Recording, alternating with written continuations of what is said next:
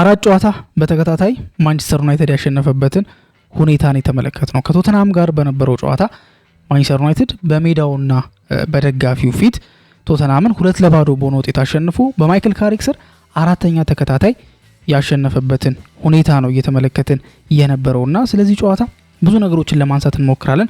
አራት ተከታታይ ጨዋታ ማለት ብዙ የእግር ኳስ ቤተሰብ እንደሚጠብቀው አምስተኛ ጨዋታ የሚሞላ ከሆነ ያ ደጋፊ ጸጉሩን ሊቆረጥ የሚችልበት ሁኔታ ነው ያለውና ከዛም አንፃር ተያይዞ የማንቸስተር ዩናይትድ 5 ጨዋታ በተከታታይ ማሸነፍ እንደ ቢግ ዲል ነበር የሚነሳው አይደል? እንደ ቢግ ዲል ነው የሚነሳው አክቹሊ። ለምን ከዛ በፊት 5 ጨዋታ ማንቸስተር ዩናይትድ በተከታታይ አሸንፎ ይወቅ አይወቅ ምናልባት ብዙ ሰው ኖቲስ አላደረገውም ነበር ብዬ አስባለሁ። አይ ቲንክ የኛው ደጋፊ ሰው ኖቲስ እንዲያደርግ አድርጎታል። ማለት ጸጉሩን ከመጀመሪያው ጀምሮ ዴይ 1 ብሎ ዴይ 2 ብሎ አሁን ምን ያህል እንደደረሰ አመት ያለፈበትን አጋጣሚ ተመልክተናልና እንዴ ማንቸስተር ዩናይትድ ዚስ ማች 5 ጨዋታ ተከታታይ ማሸነፍ ማለት እንዲሁም አንዳንድ ቀሎች ሲነሱ ነበር አይደል?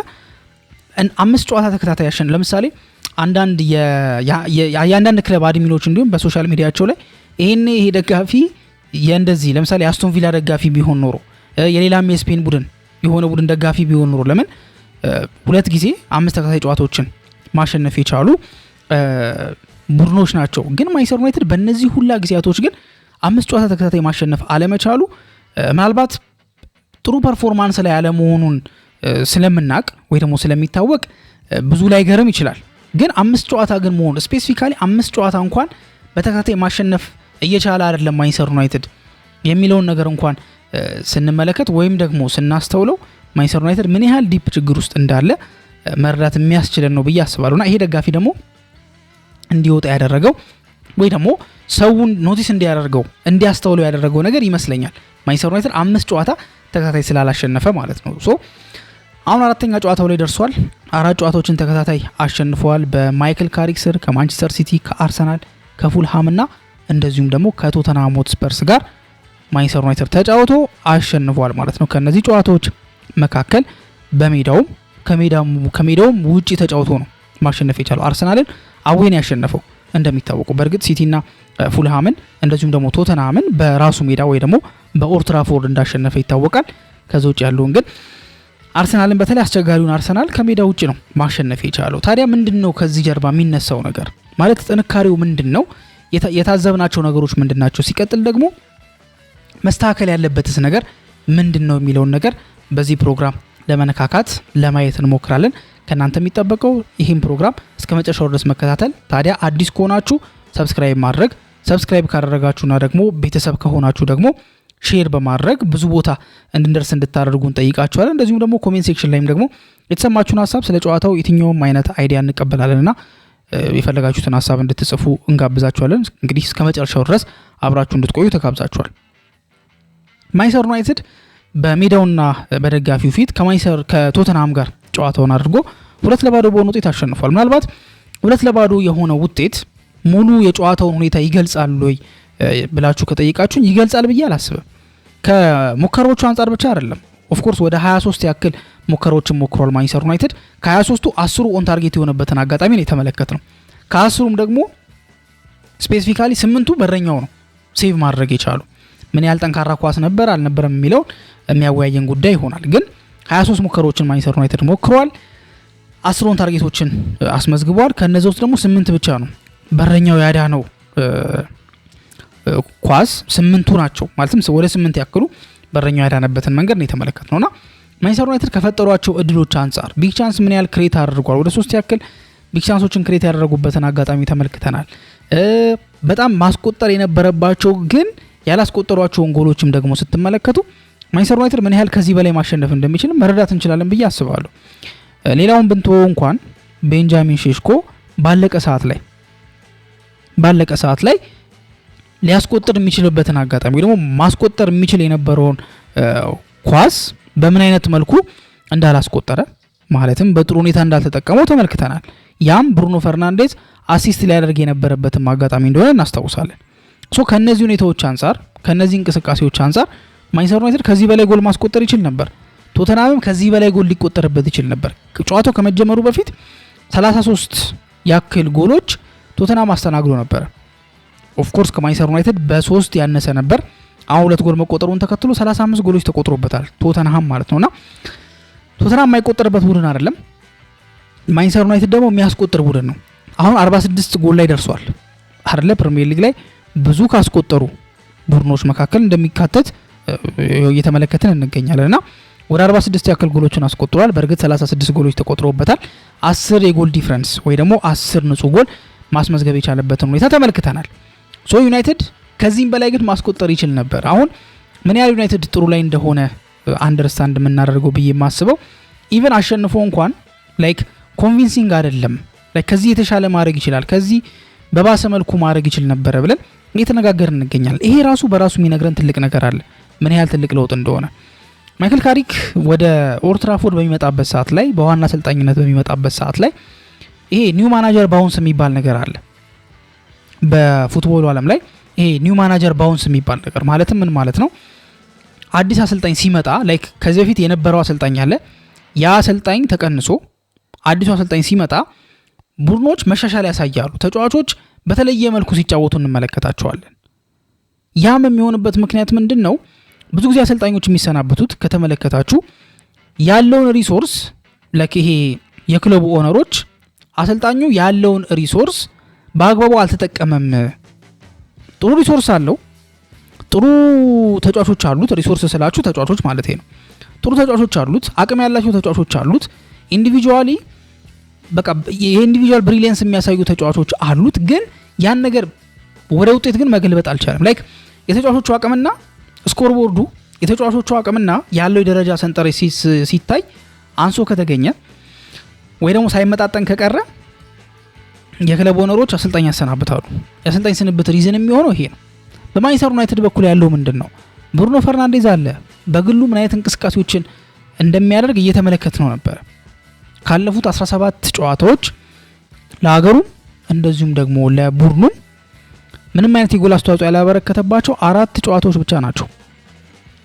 ምንም አይነት የግብ አስተዋጽኦ ያላበረከተበት 4 ጨዋታ ብቻ ነው። በተቀሩት 13 ጨዋታዎች የጎል አስተዋጽኦ አበርክቷል። ብራያን ምቡሞ የማንቸስተር ዩናይትድ የዚህ ዓመት ኮከብ ጎል አስቆጣሪ፣ ቤንጃሚን ሼሽኮ ስንት ጎሎች አሉት? አሞሪም ከወጣ በኋላ ስንት ጎሎች አስቆጥሯል? ማቲያስ ኩኒያ እያለን እያንዳንዱ ማንሳት ሜኑ ማንቸስተር ዩናይትድ ሜኑን ቋሚ ባደረገበት ጨዋታ 100% ዊን ሬት ነው ያለው። ማለትም እነዚህን 4 ጨዋታዎች ነው ሜኑ ቋሚ ሆነው።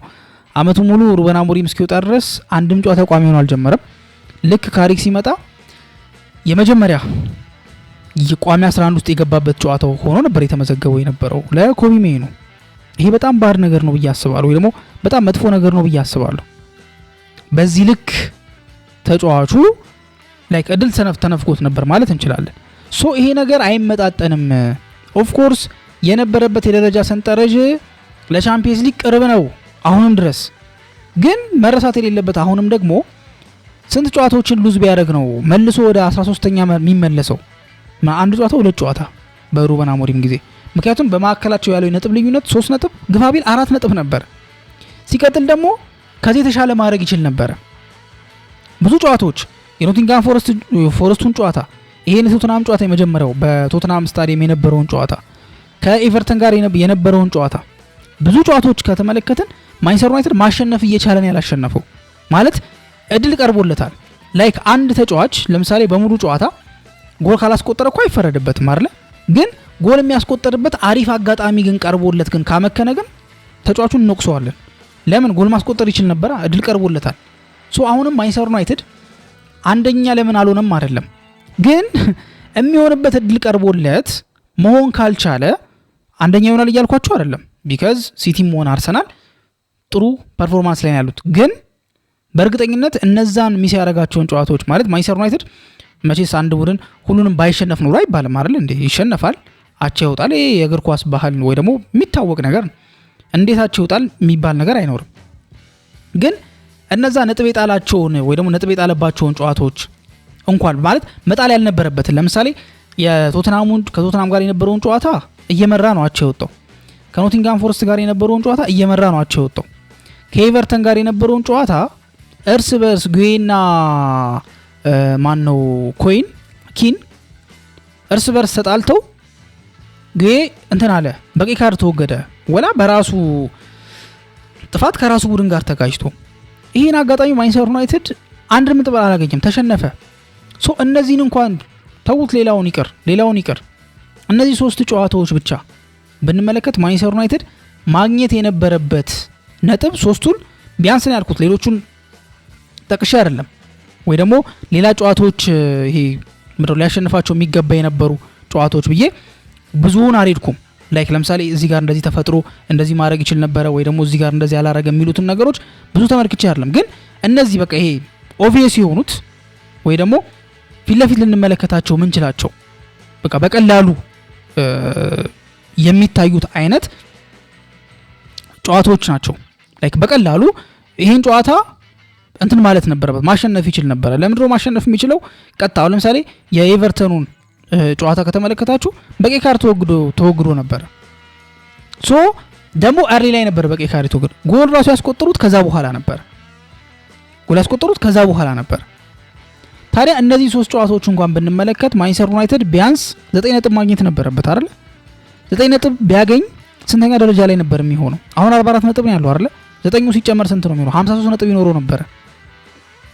53 ነጥብ ማለት ደግሞ ከሲቲም ከአስቶን ቪላም ይበልጥ ነበር። አያችሁ አይደል? ሶ ይሄን ነገር ማድረግ እድል ቀርቦለት እንደዛ ማድረግ እየቻለ ነው ያላደረገው። ስለዚህ በዚህ ይጠየቅበታል ነው የቀደመው አሰልጣኝ በዚህ ይጠየቅበታል። ሶ ማድረግ ይችል ነበር። ስለዚህ ከዛ አንፃር ይታይና አሰልጣኝ ይሰናበታል። አሰልጣኝ ሲሰናበት እነዚህ ሁላ መጥፎ ግርግሮች፣ መጥፎ ርዕሰ ዜናዎች፣ መጥፎ ወሬዎች በቃ መጥፎ የሚባለው ከባቢ አጠቃላይ ምን ይደረጋል? አጠቃላይ መጥፎ የሚባለው ሙሉ ከባቢው ይወገዳል። ያ መጥፎ ከባቢ ሲወገድ ተጫዋቾች ፍሪደማቸውን ያገኛሉ፣ ነፃ ይሆናሉ። ልክ በማንቸስተር ዩናይትድ ቤት እየሆነ እንዳለው የማንቸስተር ዩናይትድ የዚህ ጨዋታ ጥንካሬ ምን ነበረ? ሚዱ ነበረ ማለት ሚድፊልዱ ነበረ ጥንካሬው ማለት ነው። ለምን ብሩኖ ፈርናንዴዝ ቅድም እንዳልኳችሁ ነው ካለፉት 17 ጨዋታዎች ምንም አይነት የጎል አስተዋጽኦ ያልነበረው በአራቱ ብቻ ነው። ከሊቨርፑል ጀምሮ ያለውን ብንመለከት አሲስት አድርጎ ነበር። ከዛ ከብራይተን አላረገም። ከዛ ከኤቨርተን፣ ዌስትሃም፣ አስቶን ቪላ ብቻ።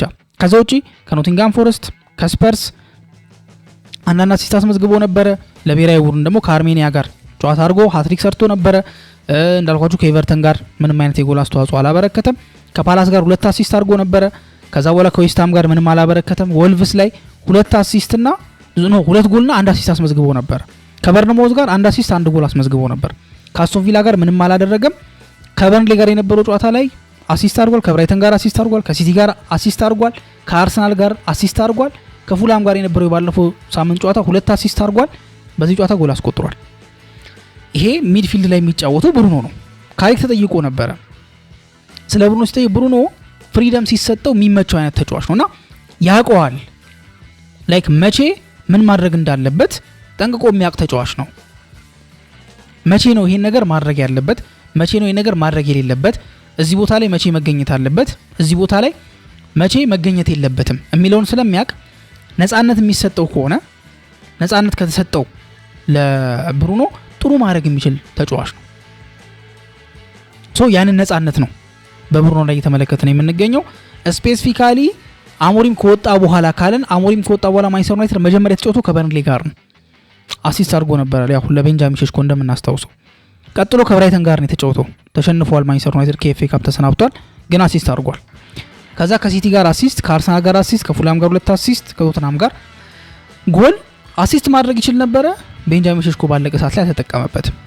ታዲያ አሞሪም ከወጣ በኋላ ስፔሲፊካሊ ካየ ነው ብሩኖ የጎል አስተዋጽኦ ያላበረከተበት ጨዋታ የለም። 6 ጨዋታ አድርጓል ከአሞሪም በኋላ። ፍሌቸርን ዞር አድርገን ደግሞ ካሪክን ብቻ ካየን ደግሞ ያለፉት 4 ጨዋታዎች አራቱም ላይ አሲስትና ጎል አስቆጥሯል። ባለፉት 4 ከሲቲ ጋር፣ ከአርሰናል፣ ከፉላምና ከቶተንሃም ጋር በነበረው ጨዋታ ብሩኖ ፈርናንዴዝ 4 አሲስትና 1 ጎል ማስቆጠር ችሏል። 5 የጎል አስተዋጽኦ ማለት በ4 ጨዋታ 5 የጎል አስተዋጽኦ ማበርከት የቻለ ተጫዋች ነው ብሩኖ ፈርናንዴዝ ማለት ነው። ሶ ይሄ አንደኛው ጥንካሬ ነው። ኮቢ ሜኑ በተሰለፈባቸው ጨዋታዎች ቅድም እንዳልኩት 100% የዊን ሬት አለው። ካሪክ ካስገባው በኋላ ብሩኖ ሜኑ ያለፉት 4 ጨዋታ አራቱም ላይ ቋሚ አሰላለፍ ውስጥ ነበረ። በጣም አስደናቂ ፐርፎርማንስ ነበር አራቱም ላይ ያስመዘገበው፣ አስደናቂ ፐርፎርማንስ ማለት ነው። ስለዚህ ሚዱ ላይ ካሴሚሮ የመከላከል ብቃቱ፣ ኳስ ቻንስ ክሬት የሚያደርግበት መንገድ፣ እያንዳንዱ ሁኔታ አስደናቂ ነበረ የካሴሚሮ ማለት ነው። ታዲያ ካሴሚሮ ጥሩ ተንቀሳቀሰ ካልን፣ ብሩኖ ጥሩ ተንቀሳቀሰ ካልን፣ ኮቢ ሜኑ ጥሩ ተንቀሳቀሰ ካልን የማንቸስተር ዩናይትድ ምኑ ነው ጥሩ የተንቀሳቀሰው ማለት ነው? ሚዱ። ይሄን ጨዋታ እንዲያሸንፍ ማንቸስተር ዩናይትድ ያደረገው ምኑ ነው? ሚዱ አይደለ? ቻንሶች ክሬት ሲደረጉ ነበረ። ከሚድ ጥሩ ነበር የነበረው እንቅስቃሴ። ታዲያ የማንቸስተር ዩናይትድ ትልቁ ጥንካሬ በፊት ደካማ ጎኑ ነበረ፣ ማለትም በአሞሪም ጊዜ ደካማ ጎኑ ነበር የማንቸስተር ዩናይትድ። አሁን ላይ ግን የማንቸስተር ዩናይትድ በአራቱ ጨዋታ ጥንካሬው ሚዱ ነበር። ለምን ሚዱ ጠንካራ ነው ደካማ ነው ለማለት እኮ ሚዱ ላይ ያሉትን ተጫዋቾች ማየት ነው። ምን አይነት ፐርፎርማንስ እያሳዩ ነው? ብሩኖ አስደናቂ ነው፣ ሜኑ አስደናቂ ነው፣ ካሴሚሮ አስደናቂ ነው። ስለዚህ የማንቸስተር ዩናይትድ ሚድ መረጋጋት ላይ ነው የሚገኘው። ጥሩ ሁኔታ ጥሩ ፐርፎርማንስ ላይ ነው ያለው ወይ ደግሞ የሚገኘው ማለት እንችላለን። ከዛ ውጪ ዲፌንሱንም ማድነቅ ይጠበቅብናል ብዬ አስባለሁ። በክሊንሺት ነው የወጣው። ከሲቲም ጋር በክሊንሺት ነበር መውጣት የቻለው። ከፉላም ጋርም ከአርሰናል ጋርም በነበረው ጨዋታ ይሄ ቀላል የሚባል ኳሶች አልነበሩም ሲቆጠሩ የነበሩትና ዲፌንሱም ከበረኛው ጋር አያይዘን ልናደንቅ ይገባል ብዬ አስባለሁ። በአጠቃላይ ማንቸስተር ዩናይትድ በዚህ ጨዋታ ጥሩ ነበር። ሴት ፒስ አጠቃቀሙም አስደናቂ ነበር። ፊኒሺንግ ግን ክሊኒካል መሆን ላይ ግን አሁንም ጥያቄ ይነሳል፣ መስተካከል አለበት ብዬ አስባለሁ። ምክንያቱም 23 ሙከራ ሞክሯል። 10 ኦን ታርጌት ነበረ። 8ቱን ነው በረኛው ሴቭ ያደረገው። የበረኛውን ብሪሊያንስ የሚያሳይ ሊመስል ይችላል ቁጥሩ፣ ግን ጨዋታውን ካያችሁት ሴቭ ያደረጋቸው ኳሶች ማንቸስተር ዩናይትድ ተጫዋቾች ፊት ለፊት እየመቱ ሲምፕል የሆኑ ኳሶችን ነበረ ሲመቱ የነበረውና እዚህ ጉዳይ ላይ ወይ ደግሞ እዚህ ቦታ ላይ መሻሻል ያስፈልጋል ብዬ አስባለሁ። በአጠቃላይ ግን ማንቸስተር ዩናይትድ ጥሩ ፐርፎርማንስን ያሳየው፣ ነጥቡንም ወደ 44 ከፍ አድርጓል። ያስቆጠራቸውን ጎሎች ወደ 46 ከፍ አድርጓል። ኦሬዲ አምና አመቱ ሙሉ ያስቆጠረውን ጎል በልጧል። በነገራችን ላይ ማወቅ ያለብን ነገር አምና በአጠቃላይ በሙሉ ሲዝን 44 ጎል ነው ያስቆጠረው። ማንቸስተር ዩናይትድ አሁን ላይ በልጧል 46 ጎል ስላስቆጠረ አመቱ ሙሉ አምና ያስቆጠረውን ጎል አሁን ላይ ሙሉ አስቆጥሮታል ወይ ደግሞ ጨርሶታል ማለት ይቻላልና ጥሩ ፐርፎርማንስ ነበር። ለቶፕ 4 የሚደረገውን እንቅስቃሴ አጠናክሮ ቀጥሏል ማለት ነው። የእናንተ ሐሳብ ግን ምንድነው የሚለውን ነገር ደግሞ በኮሜንት ሴክሽን ላይ ታስቀምጡልን እንጠይቃችኋለን። ላይክ፣ ሼር፣ ኮሜንት፣ ሰብስክራይብ ማድረግ እንዳይረሳ። በቀጣይ ፕሮግራም እስከምንገናኝ ድረስ መልካም ጊዜ ይሁንላችሁ።